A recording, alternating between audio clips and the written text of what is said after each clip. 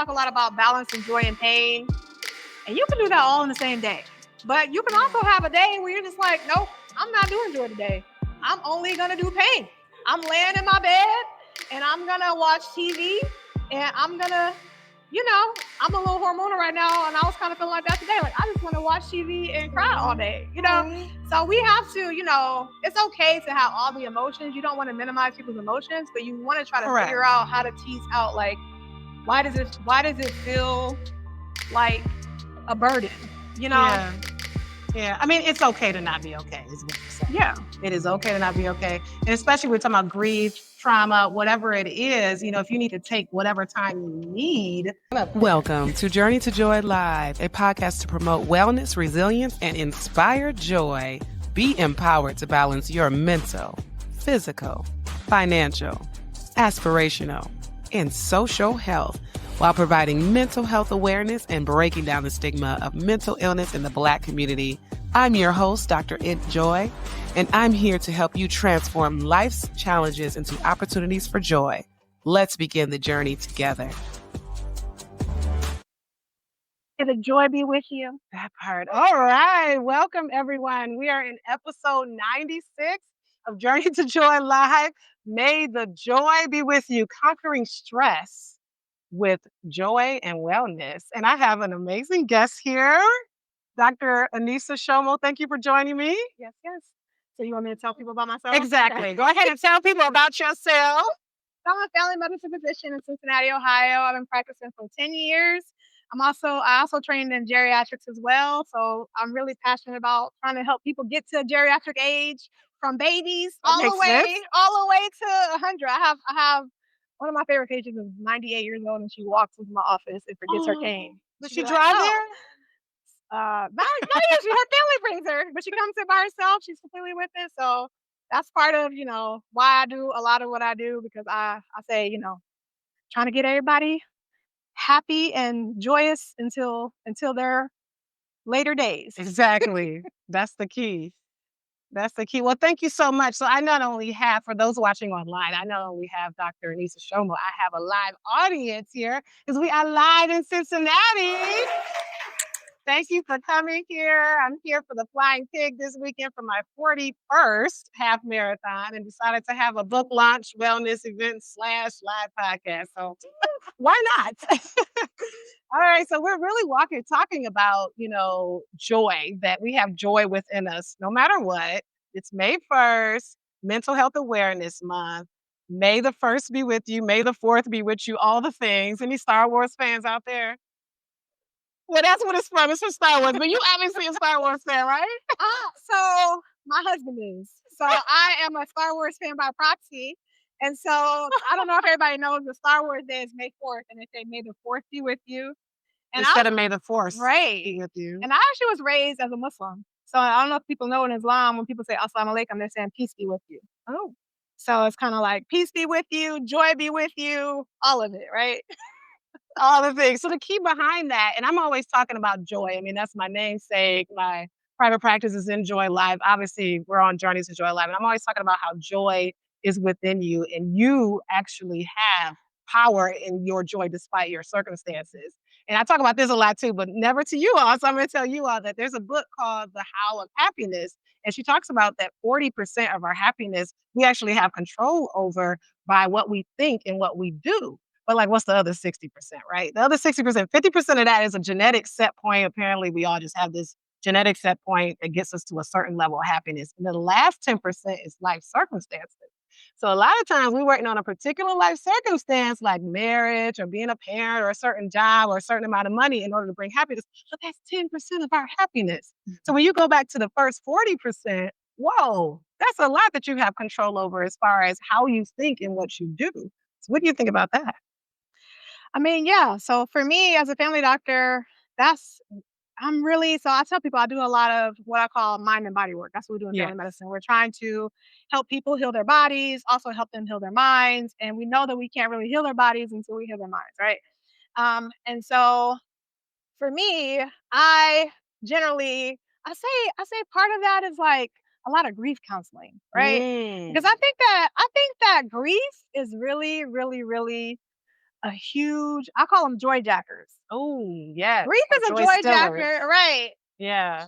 But also, a lot of times it's like the grief, but it's like the things on top of the grief, right? Hmm. So I do a lot of just trying to tease out the details of like, okay, so that 10% of life circumstances that you're dealing with, what about it makes it feel so heavy? What about it makes it feel maybe like 50%, right? Mm-hmm. And trying to really unpack that. And for a lot of people, it can be like they don't feel supported Right. by either their home, partners, or the fact that, they don't have anybody in their home life that's supporting them. Mm-hmm. Because, we need community. Community is so important. I say that humans are pack animals, right? Like, Connection. yeah, we really need each other. And so a lot of people are in isolation. And so that can be contributing to that, why it feels so heavy. The other piece is some people may be surrounded by people, but they may be the wrong people. Yeah. Right? Yeah. So they still feel unsupported. Because they don't listen. Like I literally had a patient one time tell me her grandmother died and everybody was doing what we call the trauma Olympics, where you're like, oh, my grandma died. And they said, oh, well, that happened. Well, this happened to me and I'm about to get evicted and such and such. Yeah. And they're like, Ooh. well, I wasn't trying to be in trauma Olympics with you. I just wanted to feel Exactly. supported in that moment. And so that's, people literally pay me money. So she was like, I'm just got to go see Dr. Shomo because I want to talk about my grandmother and you're not listening and therapy is expensive. So a lot of times people use family doctors and we do actually have a therapist in our office. So I generally refer people to our therapist. But a lot of times I'm really that initial point of somebody saying, hey, I just really need somebody to listen to me right now and get an appointment. And then I can listen to them in that moment, see if I need to have them come back in a couple weeks and that sort of thing. But I will tell you that that's really like a lot of my job is like problem solving. Why does it feel so heavy? Yeah, and that just shows that about the trauma Olympics. You really have to watch who you're surrounded by because like certain friends can just literally drain you. And maybe that's just not your friend where you get the girlfriend therapy because girlfriend therapy is real. Where you help each other out, you go on a girls trip and you feel fulfilled because you're around that person. But if you feel drained, maybe don't spend a lot of time around them. So, and you also talked about why does that 10% feel so heavy? And a lot of it is the psychiatrist. And a lot of it, of course, I'm gonna say, is how we think, right? A lot of us have a PhD in negative thoughts, where we are just so used to just thinking negatively. It was somebody I called out just now. They were trying to do something back there, and they were just like, "Oh," you point to yourself. She said, "Oh, I'm so LD." I'm like, "Don't say that to yourself. It's okay." And we're so fast to criticize ourselves. So we're so fast to criticize ourselves on something simple, and then something heavy comes up, then what we gonna do? And then somebody else is criticizing ourselves, and that's just validating what we already feel. But if you're used to having those positive thoughts, then you can kind of like fight back with those circumstances. Right. And the other thing is, some things are going to feel heavy. Like if you're really close to your grandmother and they die, Right. that is going to feel heavy. And a lot of times, like for me, I talk a lot about balance and joy and pain. And you can do that all in the same day. But you can also have a day where you're just like, nope, I'm not doing joy today. I'm only going to do pain. I'm laying in my bed and I'm going to watch TV and I'm going to, I'm a little hormonal right now. And I was kind of feeling like that today. Like, I just want to watch TV and cry all day. So we have to, it's okay to have all the emotions. You don't want to minimize people's emotions, but you want to try to figure out how to tease out, like, why does it feel like a burden, Yeah. Yeah. I mean, it's okay to not be okay, is what you're saying. Yeah. It is okay to not be okay. And especially we're talking about grief, trauma, whatever it is, if you need to take whatever time you need to, stop doing the certain things that you usually always do, the daily things, that's okay, right? But we don't want to like be away from life for years and years. So at a certain point, we want to get okay. And that the way we do that is enter our journey to joy by therapy or social network, whatever that is that helps you get back to your joy. So it's very important. So let's get to the question. So in your work, how do you encourage women to prioritize wellness, not just survival, but for joy, especially when they're overwhelmed, caregiving, and in crisis? So how do we actually prioritize our wellness despite those things? I honestly give people an assignment. I teach. Part of my job is I teach medical students. And so the teacher in me wants to give people homework, right? And I feel like as the word doctor actually means teacher. So as doctors, we're good at giving people homework too, but especially as a teaching physician. So I will often give people assignments for, trying to take, I say, you got to just figure out how to carve out time for yourself, right? So I talk a lot about coping skills, like trying to balance coping skills and wellness. And so for me, I try to tell people, try to figure out how to get 10 minutes for yourself in a day. So for me, what that looks like, especially when I'm in the office, is I literally close my laptop, leave my phone at my desk, go into the lunchroom and shut the door so I don't hear them on the phone outside of the lunchroom and sit and eat in silence for 10 minutes. And so just little things like that because we're so distracted on Yeah. our phones all the time. We're eating distracted and we just never have like a moment to really just like breathe. So Mm-hmm. I'm like, take 10 minutes, take a 10-minute breather for Mental yourself, reset. right? So try to figure out what that looks like for you. And then beyond that, take a day off. So there's a book called um The Blue Zones. 9 Lessons for Living Longer. It's by a man named Dan Buettner. And he actually went, so as a geriatrician, I'm like, 9 lessons for living longer. Let's do it. How am I supposed to advise my patients? And so they, studied these different cultures. It's kind of like an anthropology study of like what do the people who live to be over 100 and who are thriving over 100, like riding horses at 100. What are they doing? Wow. Yeah, they actually made a Netflix special about it called Living to 100, and then literally a man on a horse. And he's like, I'm looking for such and such, and he's like, that's me. so, how to get to be a geriatric, person and thriving. And so one of the biggest things in there is just rest. We don't do enough rest. And so like they had a blue zone in the US, and it's in Loma Linda, California. I don't know if y'all have ever heard of Loma Linda, California, but one of the biggest things that they do is their 7-day Adventists. And then 7-day Adventists take the Sabbath seriously. You have to have a day of rest. And so, I don't practice religion, but I think that we can take different things from religion. Like I was raised a Muslim, so you're supposed to pray 5 times a day. That's really a meditation. Mm-hmm. So that's 5 meditations a day, Yep. right? And you move and that sort of thing. And so the 7-day Adventists, they make sure they prioritize having a day off for rest.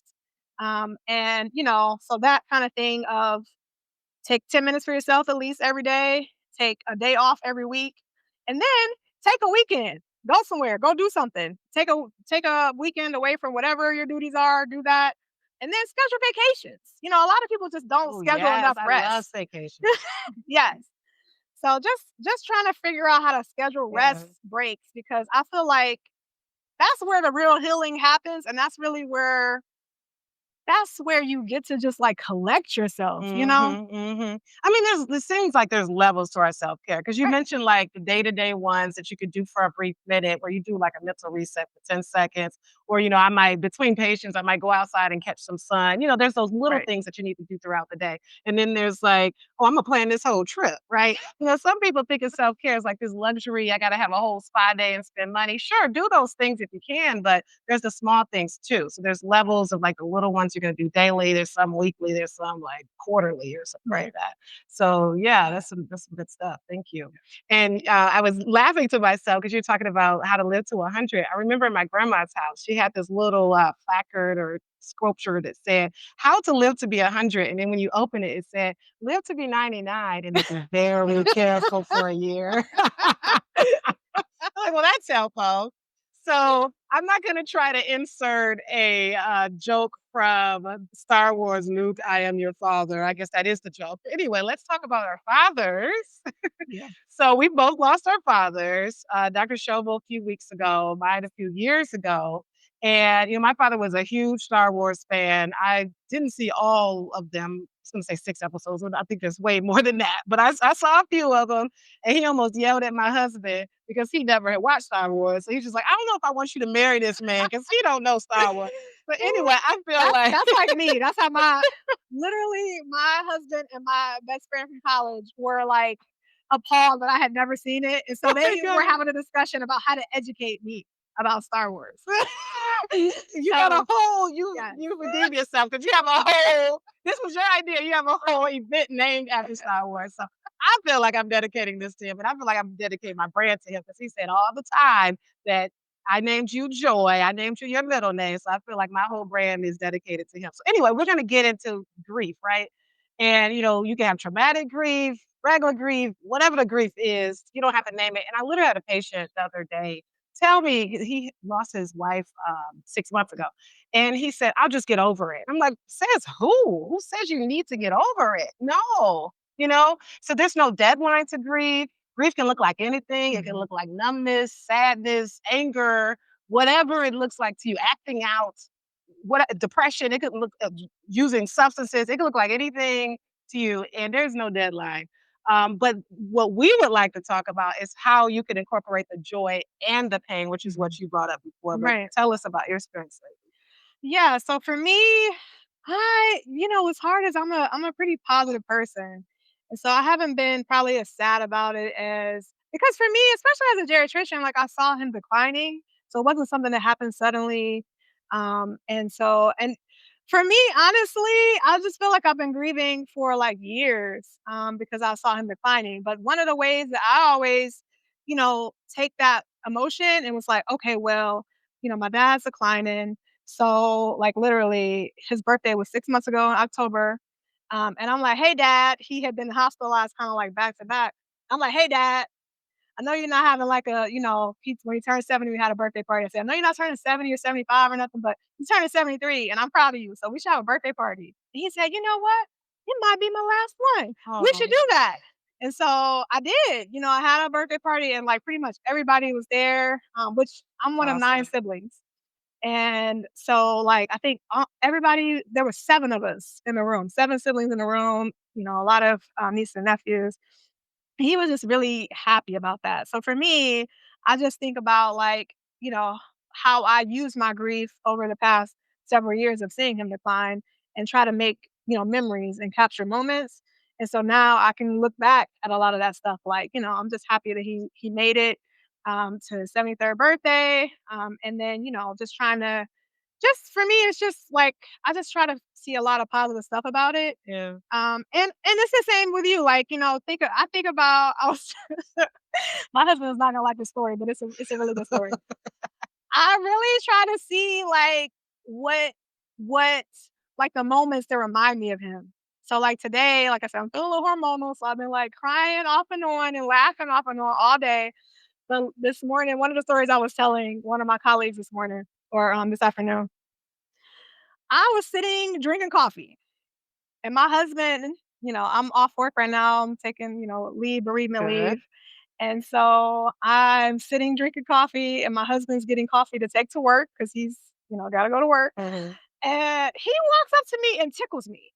Oh, And I'm just like, "What are you doing? Like, are you going to work or why are you tickling me?" Like, but it's just like he's walking by. He's like, "Tickle, tickle," it's a I was husband just thing to do. yes. And so, like, but my dad, was 73, but he still would do that. He still like if he just saw you sitting there and he felt like tickling you, he was Oh. gonna tickle you. So I'm just like, so marry my dad. A lot of My us do. husband is so similar to my dad. So every time I see, him do something that just reminds me of my dad, or even me, like if what I said something to him, something crazy to him after that. Not like about him tickling me, but we just joke a lot. You know what I mean? So every time I tell a joke or every time something happens, it reminds me of him, it just really gives me a lot of joy to just know that his legacy still lives. Yeah. I say it feels like the Lion King. Like he lives within me. Yes. Yeah, it's always nice cherishing the positives, and I mean, it's not like you 100%, and you said that you usually think positively, and that's how it's made it a little bit easier for you, so that's good to hear, Yeah. but it's also not like it's 100% joy. I mean, we have our moments of pain, you said even today, but yet you're here now. I mean, if you don't mind, like, what did you have to do mentally or Yeah, physically to to be get it. here for these people Yeah. despite what you went through today? Yeah. Honestly, for me, because I knew I had to come to this event, I didn't sit at home all day. I could have, but one of my our residency program director or program coordinator, Mhm, she was retiring today. mhm. So I sat and was sad for a little bit, and then I said, "Oh, I gotta go get dressed." So I went, got dressed, and went to the event and saw a bunch of my colleagues, which everybody, of course, was walking up to me like, "Oh, I'm so sorry." Yeah. And so just talking with them and just laughing and talking about all types of stuff, basically like distraction. Distraction and Yeah. getting out of your head, because we can be in our covers and stuck in our bed and in our head, and we create this world of grief and depression and all kinds of things. So when we get out and get distracted, it actually is helpful. Distraction is a coping strategy, as long as you're not distracting yourself doing something that's risky or something that's not healthy. So it's Yeah, so I important. basically just went to be around other people. Like I could have just stayed home and not went, but I was like, no, it'd be good to go be around other people and talk. We used to talk about politics, and of course that isn't always the best. But it's just good to it's good Politics to things. right, it's all happening. But it was just good to just have like normal conversations with people about just, the world and all that kind of stuff versus well, yeah. Well, speaking of which, Dr. Shomo, you brought it up. I wasn't going to ask about it, but may the joy be with us. How do we do that in this political climate? Oh my goodness. To be honest, I'll be honest. I have to protect my mental space anyway as a psychiatrist, so I don't watch the news. I get the news filtered through my husband, and actually some of my patients would tell me things, and I'll be like, I didn't really want to hear that, but thank you for letting me know that that's what Trump did today. And then even today, like listening to the radio, I was like, oh, okay. So anyway, yes. How do we? I mean, for me, the way one of the biggest ways I've coped in times of like the stress is just trying to figure out what I can control. Yeah. And then a lot of advocacy. So like this morning, was it this morning? I wrote a letter to legislature because one of my colleagues. So I'm the president of Cincinnati Medical Association, which is Nice. the Black Doctors Association in Cincinnati. So it's it's the chapter of National Medical Association, which is the National Black Doctors Association. So one of my colleagues was like, they're trying to take away Medicaid, and we got to write letters. And so she wrote a letter, and she wanted me to add. She brought it to our meeting, and I was telling her like I grew up with all of the things. I'm like so a lot of the older doctors they didn't have all of those programs, right? But I was born in the 80s, so I'm like I went to Head Start, I had public K through 12 education, Yeah. I went to public universities. I'm like I had Medicaid as a child because there was like 9 of us, Mm-hmm. we had food stamps sometimes, Yep. and all of it, all of the things that So I wrote a letter that said, I benefited from all of these programs that were meant to uplift people out of poverty. I'm like, and my husband and I, over the past 10 years since I've been working, have paid over $1 million in taxes. Woo. So I thought that was the point of all of this. Yeah. But let me know. So, just trying to do what I can to like help refocus people. Like, what are we doing here, people? So just whatever I can do to advocate. And the other thing is just I call it Operation Save Our Babies or Support Our Babies, because all of these medical students they didn't ask for none of this, and you only got to like we were at SNMA. We were at SNMA for 4 years. SNMA is the student branch of the NMA. Yeah. So it stands for Student National Medical Association. But you're in it for 4 years. But those are the only years that you're in it. Yeah. So these are the 4 years that you're in SNMA, and they banned SNMA graduation and the Office of Diversity. Oh no. And all that sort of stuff. So that's the other thing too. I've been trying to just like focus on them, love on them, give them hugs, give them food, talk to them, call them, all that sort of stuff. So for me, it's been, on one hand, advocacy of like, what are y'all doing? On the other hand, it's like, I just got to hug my babies because I'm so sorry I got to go through this. Yeah, that's really the advocacy, that's key. But just the things that you can control. And you went into advocacy, so that makes sense. That's something you can control. Maybe you can write letters. Maybe that works. Maybe it's not. I also thought about, just focusing on yourself, right? So obviously there's a lot of people individually affected by this political climate. In fact, it impacted me, myself, individually. But anyhow, it's a matter of like maybe focusing on like your purpose and your self-care, right? All of this is about wellness and self-care, and trying to distract yourself to help, because a lot of us, it is really working our mental illness. I mean, I've had bipolar patients get activated because of it, right? It's a lot of stress. And anxiety. If you have anxiety, this is like the worst time. What ifs? Activate the what ifs, right? Yeah. And so if you happen to have what ifs, like what do you usually what if about? Something negative. What if this bad thing happened? So when that comes, a strategy is to flip that. What if something good happens? And start to think about the good things. So that's what if something good comes out of this political stuff? Right. No, and I honestly have been trying to think about that. Like, well, maybe people can, better. I don't know. So I've been trying to balance it that way too, as well. But it's just really been a hard time. But I think even in hard times, you still have to. I tell people you have to take breaks from the hard stuff, right? From the pain, and you have to figure out how to create joy, even just for a moment, because otherwise you just get too tired. If you just like let the pain pile up and pile up and pile up, it'll crush you. So you have to take a break from it and figure out what you can do to feel okay in that moment. Whether it's, I walk a lot, like I'll probably walk more than I run. I'm running right now because I'm training for this race, but I'll usually walk when I'm not training for races. So I box. That's a really good fresh stress reliever. So Oh, I've been doing yeah. MMA training for like 2 years. So That I makes went and sense. punched bags yesterday. Let out the tension.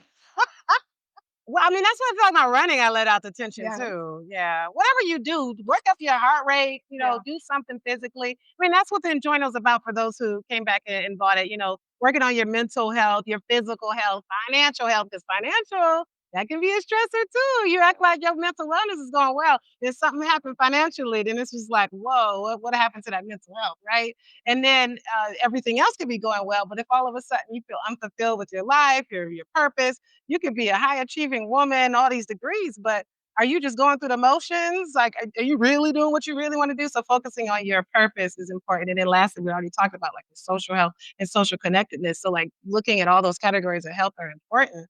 You want to tell everybody about Health is Love. Yeah, so Health is Love. It started as my book, so I have another brand called Dr. Shomo Knows. So I was doing Dr. Shomo Knows. I was doing a lot of, trying to combat misinformation, and then a pandemic happened, and I said, "Ooh, y'all doing a lot. I'm gonna go do something else." So Gotcha. Health is Love. Makes sense. It's a lot, y'all. It's a lot. So I had to take a break from that part. I still do it sometimes, but anyway. So part of, as I was getting kind of toward the end of Dr. Shoma Knows, I was just really on this trauma informed. I wanted people to know more about trauma informed care Hmm. because it really impacts our physical health. Because the traumas that we don't deal with, if we don't work through a lot of that, um, or just figure out how to be at peace with it, right? It really eats at you.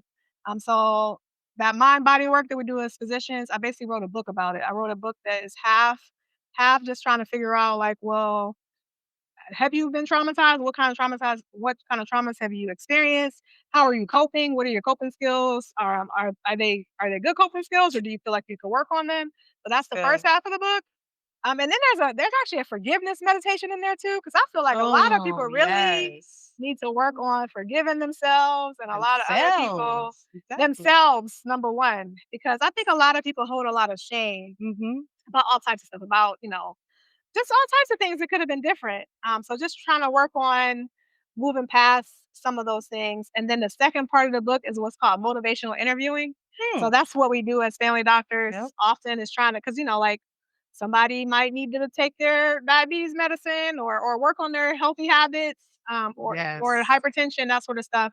So we do something called motivational interviewing, as far as like, well, what is your goal? Do you feel motivated right now? Because if you don't feel motivated right now, then come back when you feel motivated, because it's hard to change when you're not feeling motivated, Yeah, right? because it can be frustrating when you have so many Right. medications to take. So Right. So yeah, so it's basically just like this kind of activity we do as primary care doctors that a lot of people don't realize that we're doing. Some people do, but right. a lot of people don't You don't know. tell people you're Right. doing motivational interview. You can't. It won't work if you tell them. Right.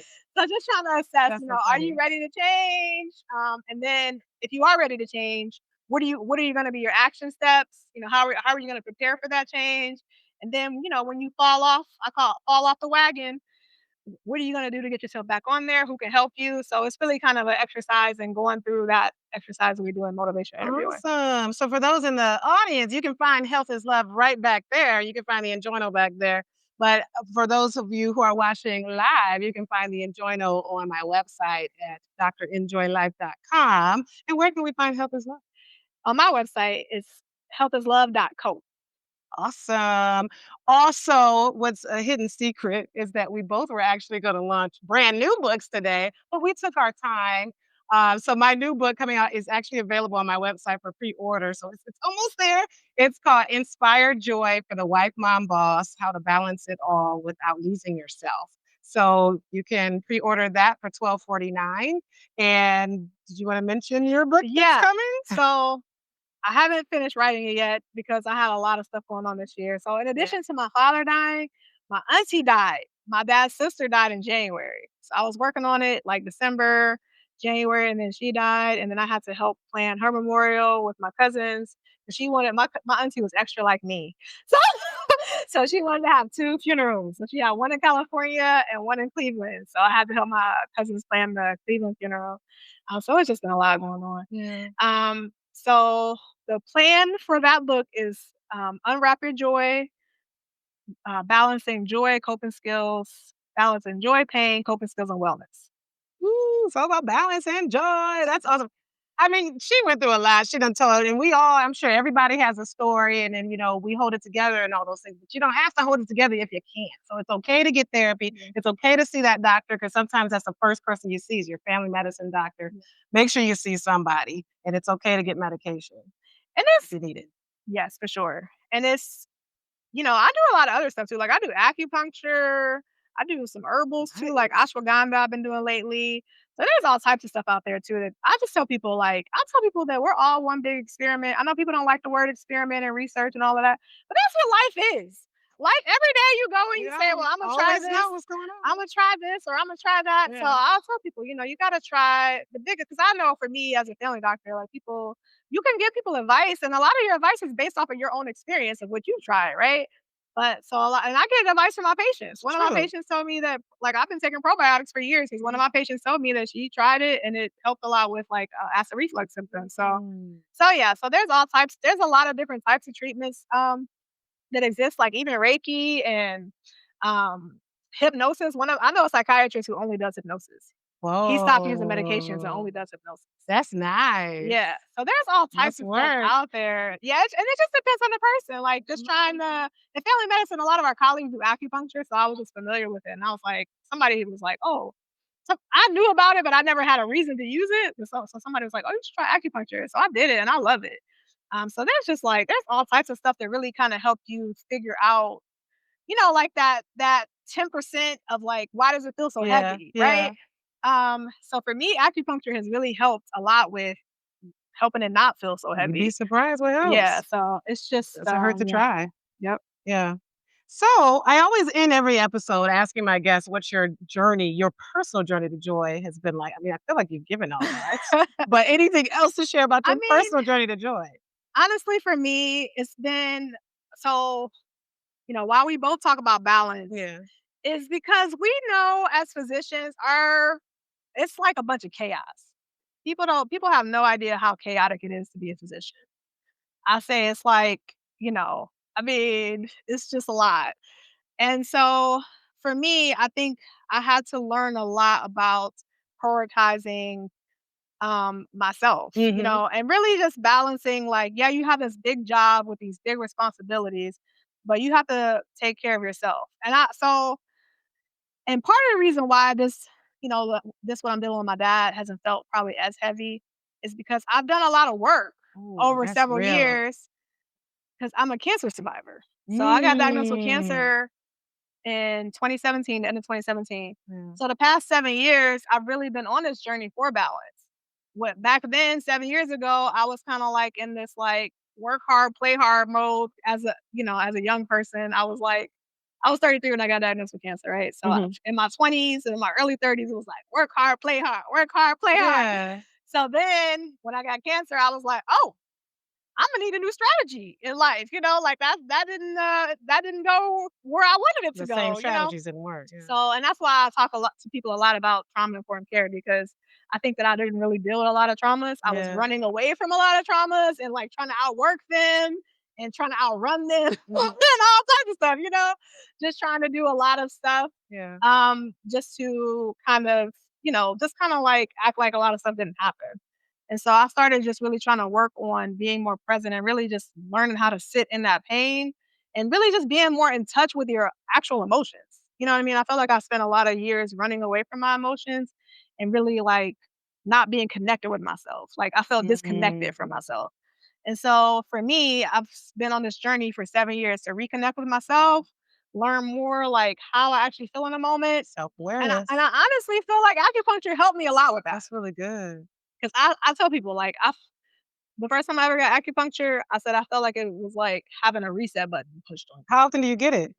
Usually at this point, I might go like every other month. Oh, wow. So you go often. Yeah. Nice. Okay. Might have to add that. I mean, first of all, thank you for being so transparent. I mean, this is how the healing starts with others, is when you tell what's going on with yourself. And what you really are talking about is resilience, right? Yeah. You trained for this. I mean, a lot of us are runners in here. We're not just going to get into the flying pig on Sunday without training. We're training for it so we can finish that race. So whatever trauma might come, we're training for it when it comes to like positive affirmations or taking those mental resets, exercise, journaling, all the things that we need to do for our self-care. And when a new trauma or setback comes that you've never experienced before, then you had to kind of like, oh boy, let me change this strategy. You have to change it. But, life be life, and trauma is going to come. Challenges are going to come, but it's a matter of how we get back up from it. Mm-hmm. Yeah. Yeah, and I mean, that is a big piece of resilience. And then when you talk about like that 50%, like genetically, I get a lot of that from my dad and my auntie. They're both very resilient people. And so, and humor is a big way that people get through a lot of stuff. So, I have a really funny family and that sort of stuff. Yeah. So, you just try to, have every time just try to learn something from it and try a new strategy, try a different path. But for me, it's really just been like learning how to prioritize myself as really like, I feel like you just get so caught up. You get so and giving to other people. Yeah, you get caught up in a lot of stuff. First. You get caught up in giving to other, and this big, that's what I'm saying. Like this is big career, like this big job, and then your family, and it's just so much. And I just feel like you lose yourself in all of that. Yeah, and self-care is not selfish. It has the word self, but start focusing on the self stuff: self-grace, self-love, self-compassion, self-care. Those are important. Yep, but you really have to take a journey like back to yourself too, because I think that was one of the biggest things for me. Because it was just like I had to ask myself, who am I? You know what I mean? Like strip yourself naked of like, without this, without that, without a husband, without a job, without this, without that. Yeah. Who am I? That's right? Good. And so you get lost in those roles. Yeah. That's important. All right, I think we can go on and on and on. I really appreciate you. I mean, joy is resistance. Joy is within you. You have the force. So go on and be joyful. Thank you so much for tuning in. Now I'm talking because you guys aren't leaving right this second, but thank you for the live people online for tuning into this episode. So, may the joy be with you. May the joy be with you. Nathan, you can push in live. You can click in live on there. Yeah. Because we're still actively live until we push you in live. Thank you all for being here. Any questions? I was going to say, yeah. Any questions? Any thoughts? Yeah. This has been an NJoy Live production. If you're in a crisis, don't hesitate. Call, text, or chat 988 for immediate support. Please note, this podcast is for informational purposes only and is not a substitute for professional treatment. If you're looking for therapy or medication management through NJoy Life, visit www.drnjoylife.com to request a consultation. I accept Aetna for Georgia residents, and out-of-pocket services are available for others. I'm licensed in Georgia, Florida, Michigan, Tennessee, Maryland, Wisconsin, New Hampshire, Illinois, Virginia, and Minnesota. Be sure to grab your copy of the NJoyNAL on Amazon for $39.08 to help you on your wellness journey. And remember, Journey to Joy Live is every Thursday at 7 p.m. Thank you for joining me. And until next time, may you continue to transform challenges into joy.